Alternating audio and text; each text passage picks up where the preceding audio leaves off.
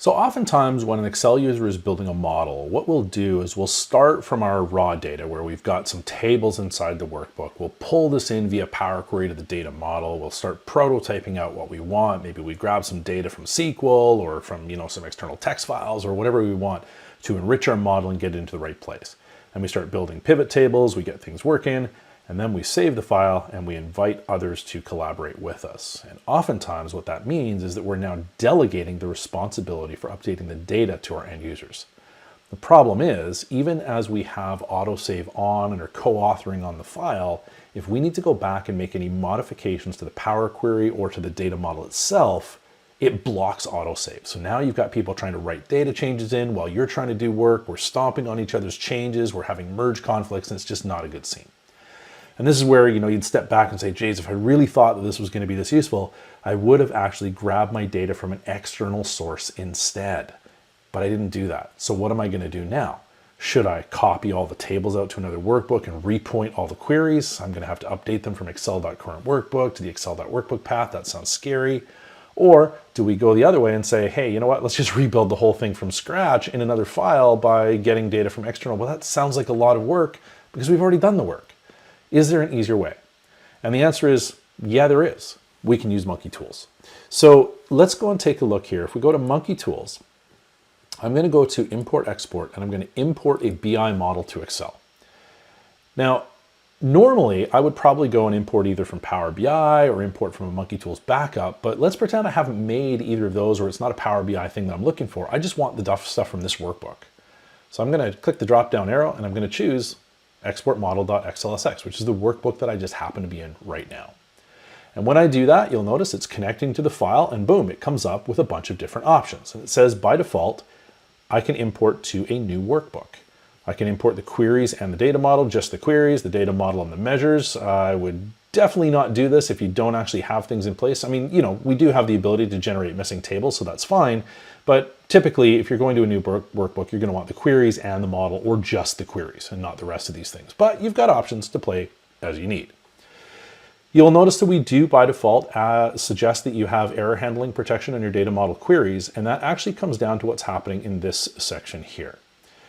Because the original model is reading from tables inside the export model workbook here, the whole point of what we're trying to do here is actually separate these two things.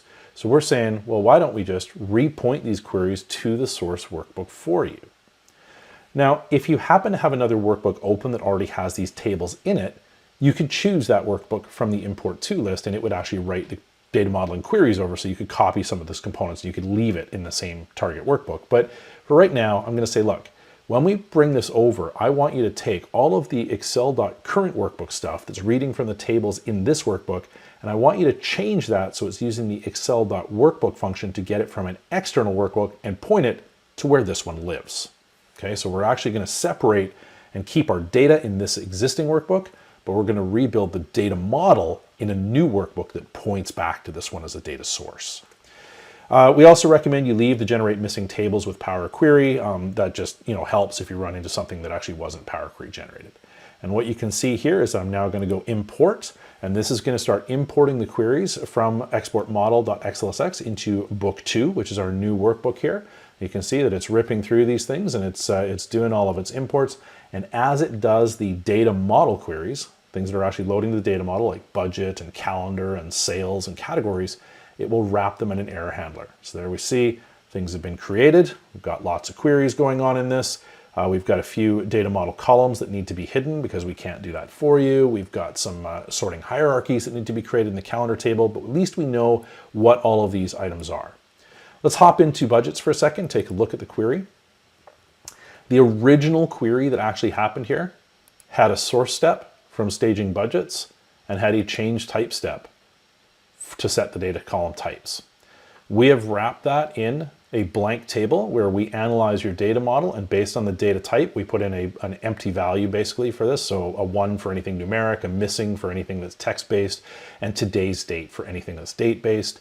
And then we actually run our safe output step where we basically say, hey, let's try to run the change type step and get this output. But if that fails for any reason, authentication or a problem in the data, then in that case, give us the blank table itself. And you can see that this one's actually worked nicely. And all of the queries that load to the data model have this future proofing wrapped around them to make sure that things will work. That way we can get a table, we can create your relationships and measures and things like that.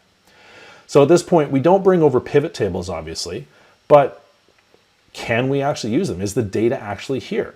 So let's go, actually not right click on this one here. I'm going to go back to Monkey Tools. We're going to go pivots and filters from data model.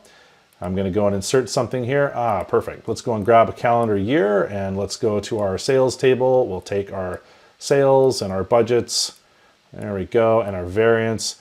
I'm going to need to do some formatting, obviously, but at least these things have all been brought over, so we can now start recreating the pivot tables the way that we actually need them in order to serve up the logic.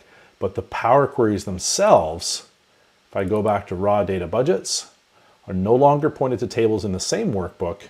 They're now pointed to my external file, which actually lives on SharePoint. So I don't even have to worry about the local file path in this place because it's actually got the right one for me. So this is a handy little feature for being able to use to separate your data from your business presentation logic so that we can now go back to the original file, delete all the data model stuff there and tell people, yeah, you can enter data in there, no problem. They can work with autosave on, and it's never going to compromise my ability to make changes inside the actual data model or Power Query because I can work on that as a separate developer from the data input sources themselves. Thanks for watching this episode of Using Monkey Tools. To get your own monkey, visit our website at monkeytools.ca.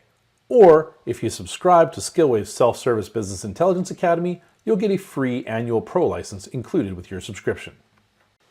And remember, Monkey Tools was developed to support better Excel and Power BI solutions. If you want to learn how to really master these tools, you should definitely check out our full course catalog at skillwave.training.